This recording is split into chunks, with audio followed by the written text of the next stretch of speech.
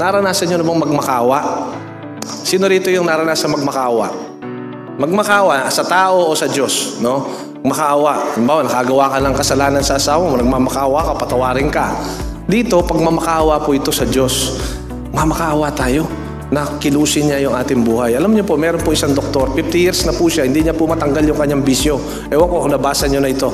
Ang bisyo niya ay paninigarilyo. Nagtataka siya sa mga Christian, bakit natatanggal ang bisyo? Ngayon, meron isang pastor, tinuruan siya ng teknik. Sabi niya, sabihin mo sa Panginoon, hindi ko kayang alisin itong bisyong ito.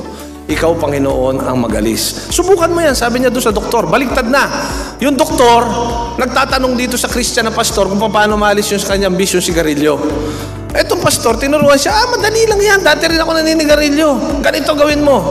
Magdasal ka, sabihin mo, Panginoon, hindi ko kayang tagalin itong sigarilyo. Alam nyo, kinabukasan, yung doktor, nagpray nung gabi. Kinabukasan, sabi niya, for the first time in my life, sabi nitong doktor na unbeliever, naging Christian po ito. Ngayon lang ang umagang hindi ko hinanap ang sigarilyo. Bakit? Panalangin. Panalangin ng may pagmamakaawa.